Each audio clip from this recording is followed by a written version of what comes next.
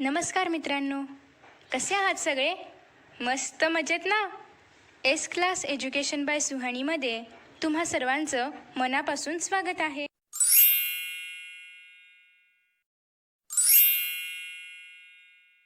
आज आपण पाहतोय 10th standard science part 1 lesson number 8 metallurgy. Lesson number 8चा हा थर्ड पार्ट आहे. याआधी ऑलरेडी फर्स्ट 2 पार्ट्स आपण पाहिलेले आहेत, ज्यामध्ये आपण पहिल्यांदा फिजिकल प्रॉपर्टीज ऑफ मेटल्स आणि नॉन मेटल्स डिस्कस केलं होतं. त्यानंतर केमिकल प्रॉपर्टीज ऑफ मेटल आणि नॉन मेटल्स पाहिलं आणि आज आपण पाहणार आहोत आयोनिक कंपाऊंड्स. परंतु त्याआधी इथे युजर ब्रेन पॉवरमध्ये एक क्वेश्चन आहे जो की रिलेटेड आहे याआधी आपण जो टॉपिक अभ्यासला आहे त्याच्याशी, म्हणजेच केमिकल प्रॉपर्टीज ऑफ नॉन मेटल्सशी. तर प्रश्न असा आहे की in the reaction between chlorine and HBr, म्हणजेच या ठिकाणी HBr म्हणजे जी आपण रिॲक्शन याआधी पाहिली होती, तुम्हाला आठवत असेल की आधीच्या व्हिडिओमध्ये आपण रिॲक्शन पाहिली होती, reaction with dilute acids with non metals ही रिॲक्शन. तर या रिॲक्शनवरती आधारित हा प्रश्न आहे.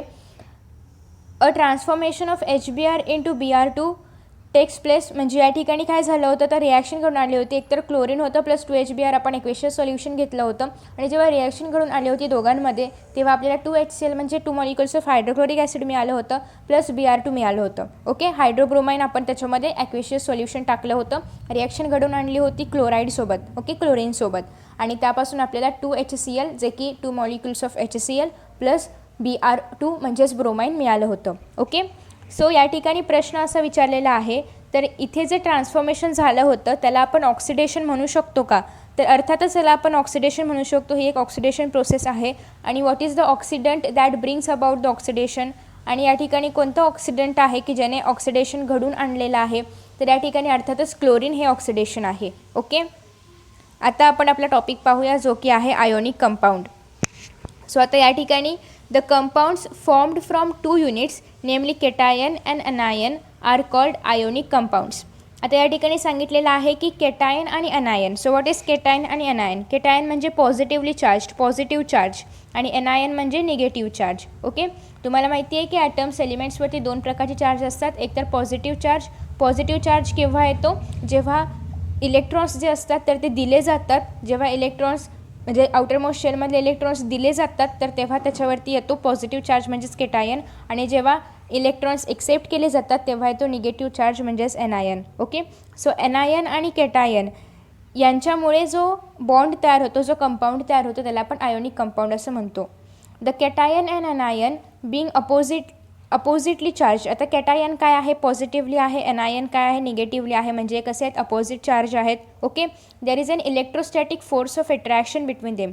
इलेक्ट्रोस्टॅटिक फोर्स तुम्हाला माहिती असेलच, जे अपोजिट चार्ज असतात ॲटम्सचे किंवा एलिमेंट्सचे, त्यांच्यामध्ये काय असतं? एक इलेक्ट्रोस्टॅटिक फोर्स असतो जो की एकमेकांमध्ये अट्रॅक्शन तयार करतो आणि एकमेकांना घट्ट पकडून ठेवतो आणि त्यापासून बॉन्ड तयार होतो.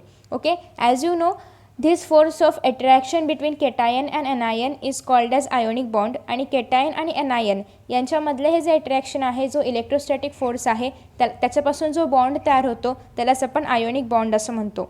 The number of cations and anions in a compound and the magnitude of the electric charge on them is such that the positive and negative charges balance each other. म्हणजेच the number of cations, cations म्हणजे काय? Positively charge. So the number of cations and the number of anions, anions म्हणजे negative charge. So the number of cations and anions in a compound, एखाद्या कंपाऊंडमध्ये, आणि त्याचं जे magnitude आहे of the electric charge on them, त्याच्यावरती असणाऱ्या electric चार्जचं magnitude म्हणजे तुम्हाला माहितीच आहे, तर the magnitude is such that the positive and negative charges balance each other. म्हणजेच त्या ठिकाणी केटायन आणि एनायन एकमेकांना बॅलन्स करतात, म्हणजेच पॉझिटिव्ह आणि निगेटिव्ह चार्ज बॅलन्स्ड आहेत. ओके, आणि as a result ionic compound is electrically neutralled. आणि मग आता या ठिकाणी इलेक्ट्रिकली न्यूट्रल म्हणजे काय? कोणताही चार्ज नाही आहे, कारण जेवढे केटायन आहेत तेवढेच अनायन आहेत, दोघांचा पण नंबर बॅलन्स्ड आहे. त्याच्यामुळे जे तयार होणारं आयोनिक कंपाऊंड आहे तर ते न्यूट्रल असणार आहे. म्हणजे त्याच्यावरती ते पॉझिटिव्हली चार्ज्ड पण नसणार आहे, ते निगेटिव्हली चार्ज्ड पण नसणार आहे. म्हणजे ते केटायन पण नसणार आहे आणि अनायन पण नसणार आहे, ते इलेक्ट्रिकली न्यूट्रल असणार आहे. Okay, so ionic compounds are crystalline in nature. म्हणजे आयोनिक कंपाऊंड्स नेचरमध्ये क्रिस्टलिन असतात, क्रिस्टल्स टाईपमध्ये असतात. So the surfaces of all the particles of a crystalline substances have a definite shape and are smooth and shiny. तुम्ही crystals, ionic crystals तुम्ही पाहिले असतील, आयोडीनचे crystals तुम्ही पाहिले असतील, आयोडाईन क्रिस्टल्स तुम्ही पाहिले असतील. सो ते कसे असतात, त्याचप्रमाणे आयोनिक बॉन्ड्सचे, आयोनिक कंपाऊंड्सचे क्रिस्टल्स असतात. त्यांना एक डेफिनेट शेप असतो, ते स्मूथ असतात आणि त्याचबरोबर शायनी असतात, त्यांना लश्चर असतं. So the regular arrangement of ions in the solid ionic compounds is responsible for their crystalline structure. आणि ते क्रिस्टलाइन स्ट्रक्चरमध्ये असतात. तर ते का असतात, तर त्यांची जी अरेंजमेंट आहे, त्यांच्यामध्ये असणारे आयन्सची जी अरेंजमेंट आहे, त्याच्यामुळे त्यांना एक स्ट्रक्चर प्राप्त होते जे की क्रिस्टलाइन आहे, क्रिस्टल्स टाईपमध्ये आहे. The arrangement of ions is different in different ionic bonds. आता असे अनेक आयोनिक बॉन्ड्स आहेत. मग प्रत्येक आयोनिक बॉन्ड्समधलं जे आयन्सचे अरेंजमेंट आहे, जे स्ट्रक्चर आहे, ते वेगवेगळं आहे. And therefore the shapes of their crystals are different. आणि त्याच्यामुळे त्यांचे आकारमान वेगवेगळे आहेत. प्रत्येक सगळे सेमच शेपमध्ये असतील असं नाही आहे. The main factor that determines the general arrangement of ions in a crystal is the attractive force between oppositely charged ions and the repulsive force between similarly charged ions. म्हणजेच the main factor that determines the general arrangement. म्हणजे आता आपण पाहिले की जे ionic compounds असतात तर ते नेचरमध्ये क्रिस्टलाइन फॉर्ममध्ये असतात. मग त्याची ही जी अरेंजमेंट आहे, जी जनरल अरेंजमेंट आहे, जी क्रिस्टल्सची अरेंजमेंट आहे त्या आयन्सची, तर is the attractive force between the oppositely charged ions. मग त्या आता आपण आत्ताच पाहिलं की जे आयोनिक कंपाऊंड्स असतात तर ते पॉझिटिव्हली आणि निगेटिव्हली चार्जने मिळून बनतात. सो अट्रॅक्टिव्ह फोर्स, त्यांच्यामध्ये जो अट्रॅक्टिव्ह फोर्स आहे आणि त्यांच्यामध्ये जे रिपल्शन आहे, अट्रॅक्शन म्हणजे एकमेकांकडे येणं, रिपल्शन म्हणजे एकमेकांपासून दूर जाणं. ओके, सो ते अट्रॅक्शन आहे आणि जे रिपल्सिव्ह फोर्स आहे त्या दोघांमधलं, तर between similarly charge ion. Similarly आता पॉझिटिव्हमध्ये काय असणार आहे, रिपल्शन होणार आहे, म्हणजे दूर जाणार आहे ते सेम चार्जवाले. पॉझिटिव्ह निगेटिव्हमध्ये काय होणार आहे, अट्रॅक्शन होणार आहे. सो या ठिकाणी त्यांना काय सांगायचं आहे की त्यांचं जे स्ट्रक्चर आहे, त्यांना स्ट्रक्चर कशाने प्राप्त होते किंवा त्याला अरेंजमेंट, एक प्रॉपर अरेंजमेंट कशाने प्राप्त होते, तर त्याच्यामध्ये जे आयन्स आहेत त्यांच्यामध्ये जे अट्रॅक्शन होते, जे अपोजिट चार्जवाले असतील तर अट्रॅक्शन होणार आहे, सेम चार्जवाले असतील तर रिपल्शन होणार आहे. त्यांच्यामध्ये जे अट्रॅक्शन आणि रिपल्शन होते त्यामुळे त्यांना एक अरेंजमेंट प्राप्त होते. आणि because of this the general crystalline structure has negative ions arranged around a positive ion and positive ions arranged around a negative ion. Two of the important factors responsible for a certain crystal structure are as follows. मग आता या ठिकाणी त्यांना एक असं म्हणजे attractive फोर्समुळे आणि repulsive फोर्समुळे त्यांना एक जनरल क्रिस्टलाइन स्ट्रक्चर मिळते. आणि त्याच्यामध्ये कसं आहे की जे निगेटिव्ह आयन्स आहेत तर ते पॉझिटिव्ह आयन्सच्या भोवती आहेत आणि पॉझिटिव्ह आयन्स निगेटिव्ह आयन्सच्या भोवती आहेत, कारण त्याच्यामध्ये काय असणार आहे, फोर्स ऑफ अट्रॅक्शन असणार आहे. मग आता यासाठी दोन इम्पॉर्टंट फॅक्टर्स आहेत. पहिला आहे की size of the positively and negatively charge ions आणि दुसरा magnitude of the electrical charge on the ions. मग ते जे क्रिस्टलाइन स्ट्रक्चर आहे किंवा क्रिस्टल स्ट्रक्चर आहे तर त्यासाठी हे दोन घटक आवश्यक आहेत किंवा कारणीभूत आहेत. एकतर पॉझिटिव्हली आणि निगेटिव्हली जे आयन्स आहेत त्यांचं साईज, ओके, आणि दुसरं म्हणजे इलेक्ट्रिक चार्ज जो आहे तर त्या केटाईन आणि एनआयनवरचा त्यांना अट्रॅक्ट करणारा, तर त्याचं मॅग्निट्यूड, या दोन गोष्टींवरती त्याचं स्ट्रक्चर, त्या आयोनिक कंपाऊंडचं स्ट्रक्चर डिपेंड आहे. The electrostatic attraction in the neighboring ions with opposite charges is very strong. आता अर्थातच अपोजिट चार्जेस असतील म्हणजे प्लस मायनस, म्हणजे केटाईन अनायन जर असेल तर त्यांच्यामधला जो अट्रॅक्टिव्ह फोर्स आहे तो स्ट्रॉंग असणार आहे, म्हणजे त्यांचं बॉन्ड स्ट्रॉंग असणार आहे. आणि that is why the melting point of ionic compounds are very high.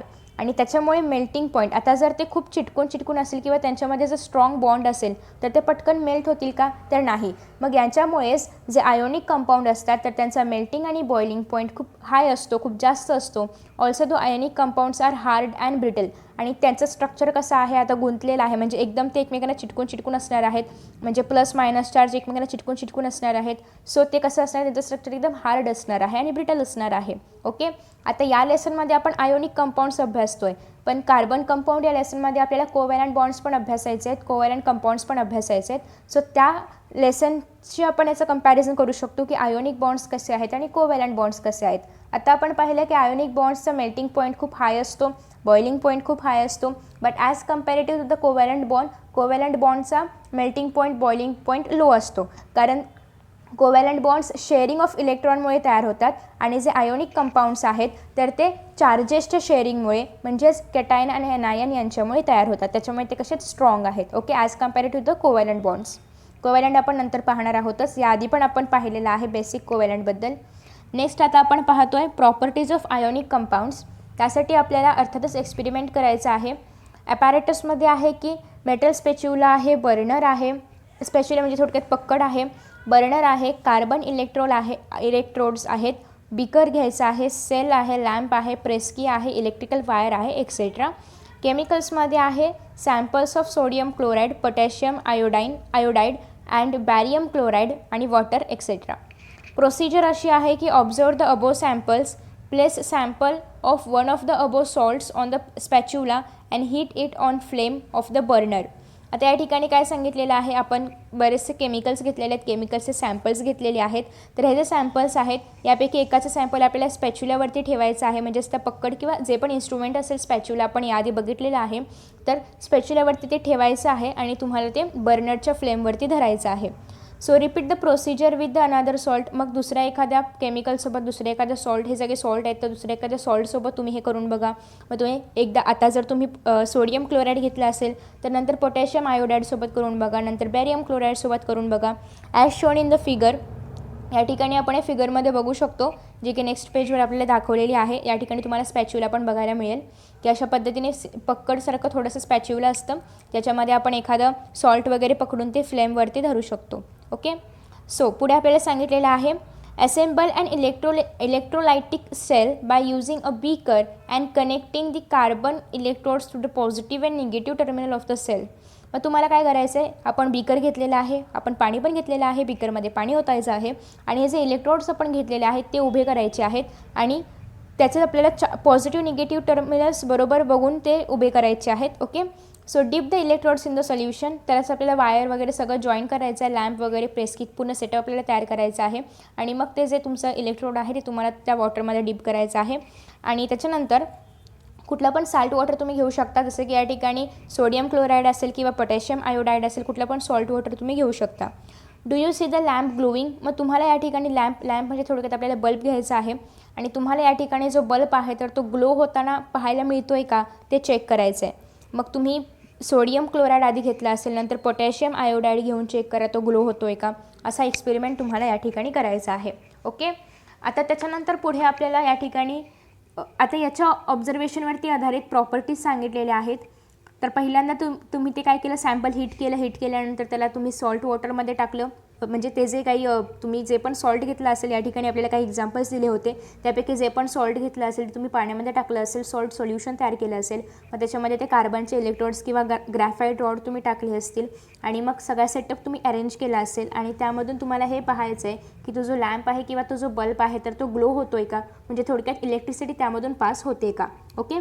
So general properties of ionic compounds. Ionic कंपाऊंड्सचे जनरल प्रॉपर्टीज काय आहेत, तर पहिल्यांदा the attractive force between the positively and negatively charged ions is strong.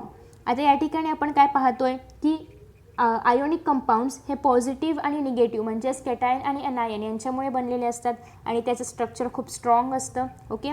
So the attractive force between positively and negatively charged ions म्हणजेच cation आणि anion यांच्यामधला जो charge आहे किंवा जो अट्रॅक्टिव्ह फोर्स आहे, इलेक्ट्रोस्टॅटिक फोर्स आहे, तो खूप स्ट्रॉंग आहे आणि therefore the ionic compounds exist in the solid state are hard. आणि त्यांच्यामधला जो इलेक्ट्रोस्टॅटिक फोर्स किंवा अट्रॅक्टिव्ह फोर्स आहे तो खूप स्ट्रॉंग असल्यामुळे जे आयोनिक कंपाऊंड्स असतात तर ते सॉलिडमध्ये मोस्ट ऑफ म्हणजे जास्त वेळा सॉलिडमध्ये पाहायला मिळतात आणि त्याचबरोबर ते हार्ड असतात, कडक असतात का, तर त्यांचं स्ट्रक्चर त्याप्रमाणे आहे, त्यांच्यामध्ये असलेल्या आयन्सची अरेंजमेंट त्याप्रमाणे आहे.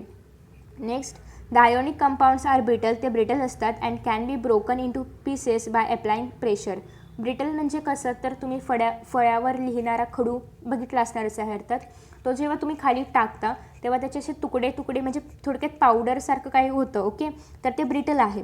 तर तशाच पद्धतीने जेव्हा आपण आयोनिक कंपाऊंड्सवरती खूप प्रेशर अप्लाय करतो तेव्हा ते पण अशा पद्धतीने पीसेसमध्ये ब्रेक होतं, म्हणजे तुटतं ते असे पीसेसमध्ये.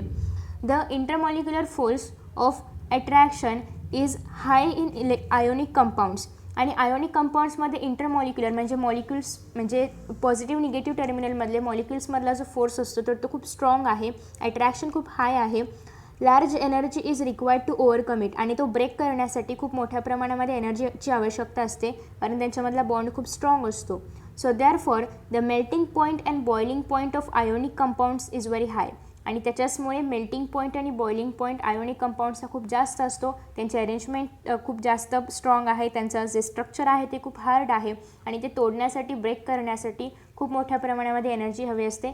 याचाच अर्थ त्यांना मेल्ट करण्यासाठी खूप जास्त एनर्जी हवी असते. सो त्यांचा मेल्टिंग पॉईंट बॉइलिंग पॉईंट खूप हाय आहे. ओके, जसं की आपण या ठिकाणी 8.7 या डायग्राममध्ये बघू शकतो. 8.7 डायग्राम कुठे आहे? हां, या ठिकाणी या चार्टमध्ये आपण बघू शकतो की म्हणजे या ठिकाणी आपल्याला कंपाऊंडचं नाव दिलेलं आहे.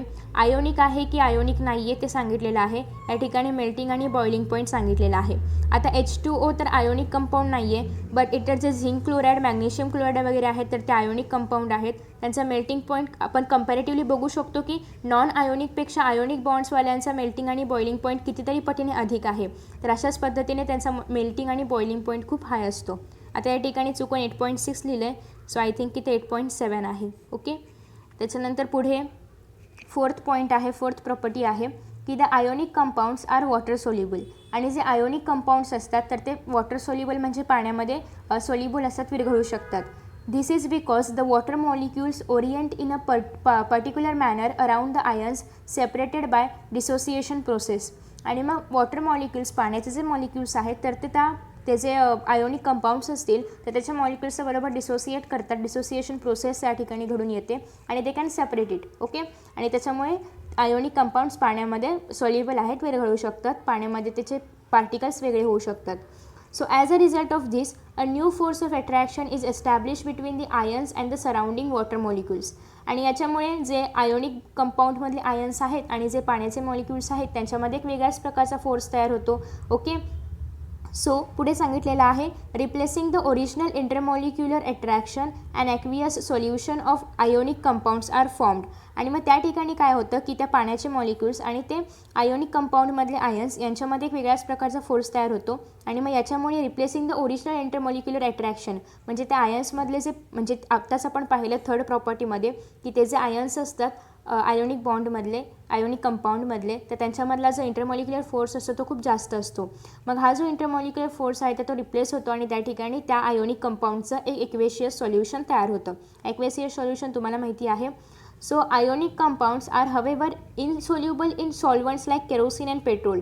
पण आयोनिक कंपाऊंड्स जरी वॉटरमध्ये विरघळू शकत असले तरी पण ते केरोसिनमध्ये म्हणजेच केरोसिन आणि पेट्रोल यांसारखे जे लिक्विड्स आहेत तर यामध्ये मात्र ते विरघळू शकत नाहीत. ओके, केरोसिन म्हणजे ज्याला की आपण रॉकेल म्हणतो. त्याच्यानंतर नेक्स्ट आहे this is because unlike water a new attractive force cannot be establish in this solvents. आणि याच्या का नाही ते सोल्युबल त्या केरोसिनमध्ये किंवा पेट्रोलमध्ये तर ज्याप्रमाणे पाण्यामध्ये गेल्यानंतर त्याच्या विरोधात एक वेगळा अट्रॅक्टिव्ह फोर्स तयार होतो आहे त्याप्रमाणे केरोसिनमध्ये आणि पेट्रोलमध्ये नवीन अट्रॅक्टिव्ह फोर्स तयार होत नाही. सो त्याच्यामुळे ते जे पार्टिकल्स आहेत तर ते सेपरेट नाही होऊ शकत आणि सेपरेट नाही झाले तर ते त्या ठिकाणी विरघळू पण शकत नाहीत. त्याच्यामुळेच जे आयोनिक कंपाऊंड्स आहेत तर ते पाण्यामध्ये मात्र जरी ते सोल्युबल असले पाण्यामध्ये जरी ते विरघळू शकत असले तरी ते केरोसिन आणि पेट्रोलमध्ये विरघळत नाहीत. नेक्स्ट आहे the ionic compounds cannot conduct electricity when in solid state. जेव्हा आयोनिक कंपाऊंड्स हे सॉलिड स्टेटमध्ये असतात तेव्हा ते इलेक्ट्रिसिटी कंडक्ट करत नाहीत, त्यामधून इलेक्ट्रिसिटी पासआउट होत नाही. म्हणून आता आपण काय केलं होतं तर ते जे सॉल्ट्स आहेत जे आयोनिक कंपाऊंड्स आहेत तर त्यांना आपण पाण्यामध्ये टाकलं होतं या एक्सपेरिमेंटमध्ये आणि मग आपण त्यातून इलेक्ट्रिसिटी पासआउट होती की नाही तर ते पाहिलं होतं. In this state the ions cannot leave their place. आता सॉलिड स्टेटमध्ये का नाही कंडक्ट होऊ शकत इलेक्ट्रिसिटी तर सॉलिड स्टेटमध्ये असताना ते स्वतःची जागा त्याच्यामधले जे आयन्स आहेत तर ती स्वतःची जागा बदलू शकतात का तर नाही, ते एका फिक्स अरेंजमेंटमध्ये असतात. सो हवेवर इन द फ्युज्ड और molten state they can conduct electricity. मग ते जेव्हा मोल्टन म्हणजे अशा लिक्विड स्टेटमध्ये असतात किंवा फ्यूज स्टेटमध्ये असतात तर तेव्हा ते इलेक्ट्रिसिटी कंडक्ट करू शकतात, त्यांच्यामधून इलेक्ट्रिसिटी वाहून जाऊ म्हणजे इलेक्ट्रिसिटी वाहू शकते. As in this state the ions are mobile. Mobile म्हणजे they can move, they are movable.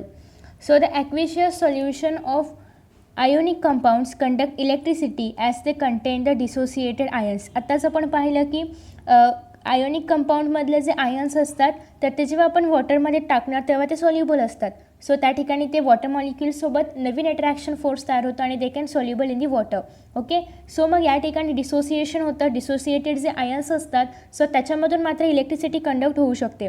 जरी ते सॉलिड स्टेटमध्ये असताना इलेक्ट्रिसिटी कंडक्ट करू शकत नसतील, तरी पण जेव्हा ते मोल्टन स्टेटमध्ये असतील किंवा जेव्हा ते फ्यूज्ड स्टेटमध्ये असतील, जेव्हा ते ॲक्वेसियस सोल्युशनच्या स्टेटमध्ये असतील, लिक्विड स्टेटमध्ये, तेव्हा त्याच्यामधून इलेक्ट्रिसिटी कंडक्ट होऊ शकते. On passing current through the solution the ions move to the oppositely charged electrodes. आणि जेव्हा त्याच्यामधून करंट पास होतो त्या इलेक्ट्रोड्समधून, तर तेव्हा ते जे आयन्स असतात तर ते अपोजिटली चार्ज इलेक्ट्रोडवरती जाऊन चिटकतात. जसं की म्हणजे 2 इलेक्ट्रोड्स आपण घेतलेले आहेत, एकावरती पॉझिटिव्ह चार्ज असणार आहे, एकावरती निगेटिव्ह चार्ज तयार होणार आहे. सो जर पॉझिटिव्हवाले आयन असतील तर ते निगेटिव्हला जाऊन टच होणार आहे, जर निगेटिव्हवाले आयन्स असतील तर ते पॉझिटिव्हला जाऊन टच होणार आहेत. Okay, so due to the electrical conductivity in fused and dissolved state the ionic compounds are called electrolysed. आणि मग याच्यामुळे काय होतं, या ठिकाणी काय तयार होते की इलेक्ट्रिसिटी कंडक्ट होते, एक तर ते फ्यूज स्टेटमध्ये असतील किंवा मोल्टन स्टेटमध्ये असतील किंवा ॲक्वेशियस सोल्युशनच्या स्टेटमध्ये असतील किंवा डिझॉल्व्ड स्टेटमध्ये असतील, तर त्या ठिकाणी हे जे आयोनिक कंपाऊंड्स असतात तर त्यांना आपण इलेक्ट्रोलाइट्स असं म्हणतो. जेव्हा त्याच्यामधून इलेक्ट्रिसिटी कंडक्ट होत असते किंवा इलेक्ट्रिकल कंडक्टिव्हिटी असते, तर तेव्हा त्यांच्यामध्ये ही जी इलेक्ट्रिकल कंडक्टिव्हिटी असते त्याच्यामुळे आपण त्या आयोनिक कंपाऊंडला, जे की फ्यूज स्टेटमध्ये असतात, मोल्टन किंवा डिझॉल्व्ड स्टेटमध्ये असतात, त्याला आपण इलेक्ट्रोलाइट्स असं म्हणतो. ओके, या ठिकाणी आपल्याला एक चार्ट दिलेला आहे ज्याच्यामध्ये आपल्याला नॉन आयोनिक, आपण याआधी पण हा चार्ट पाहिला आहे, परत एकदा पाहणार आहोत. या ठिकाणी आपल्याला नॉन आयोनिक कंपाऊंड आणि इतर आयोनिक कंपाऊंड्सचं कंपॅरिझन सांगितलेलं आहे. जस्ट आपल्याला ते रीड करायचं आहे. पहिल्यांदा आहे वॉटर, जे की नॉन आयोनिक कंपाऊंड आहे. मेल्टिंग पॉईंट आहे 0 डिग्री सेल्सिअस, बॉइलिंग पॉईंट आहे 100 डिग्री सेल्सिअस. ZnCl2 ज्याला की आपण झिंक क्लोराईड म्हणतो, आयोनिक कंपाऊंड आहे. मेल्टिंग पॉईंट आहे 290 डिग्री सेल्सिअस, बॉइलिंग पॉईंट आहे 732 degree Celsius. MgCl2 magnesium chloride ionic compound आहे. मेल्टिंग पॉईंट आहे 714 डिग्री सेल्सिअस, बॉइलिंग पॉईंट आहे 1412 degree Celsius. NaCl sodium chloride जे की आयोनिक कंपाऊंड आहे. मेल्टिंग पॉईंट आहे 801 डिग्री सेल्सिअस, बॉइलिंग पॉईंट आहे 1465 डिग्री सेल्सिअस. त्याच्यानंतर आहे sodium bromide NaBr ionic compound आहे. 747 डिग्री सेल्सिअस मेल्टिंग पॉईंट आहे. 1390 बॉइलिंग पॉईंट आहे. KCl potassium chloride ionic compound आहे. 772 मेल्टिंग पॉईंट आहे. 1407 बॉइलिंग पॉईंट आहे. MgO मॅग्नेशियम ऑक्साईड जे की आयोनिक बॉन्ड आहे, त्याचबरोबर आयोनिक कंपाऊंड आहे. त्याचा जो मेल्टिंग पॉईंट आहे तर तो आहे 2852 डिग्री सेल्सिअस, बॉइलिंग पॉईंट आहे 3600 डिग्री सेल्सिअस. तर अशा पद्धतीने या व्हिडिओमध्ये आपण आयोनिक कंपाऊंड्स आणि आयोनिक कंपाऊंड्सच्या प्रॉपर्टीज पाहिलेल्या आहेत, ज्या की मोस्ट इम्पॉर्टंट आहेत. आणि यानंतर आपण ॲक्च्युअल मेटॅलर्जीला स्टार्ट करणार आहोत. मेटॅलर्जी म्हणजे काय हे आपण फर्स्ट व्हिडिओमध्ये खूप चांगल्या पद्धतीने समजून घेतलं आहे, तेच आता आपण पाहणार आहोत 4th व्हिडिओमध्ये. मग मेटॅलर्जी म्हणजे काय, किंवा म्हणजे मेटॅलर्जीमध्ये नेमकं काय काय असतं, कोणते कोणते इन्स्ट्रुमेंट आहेत किंवा जे काही असेल ते सगळं काही आपण जाणून घेणार आहोत नेक्स्ट व्हिडिओमध्ये. सो तुम्हाला व्हिडिओ आवडला असेल तर लाईक, शेअर, कमेंट करा, चॅनलला सबस्क्राईब करा. Thank you for watching this video. See you in next video.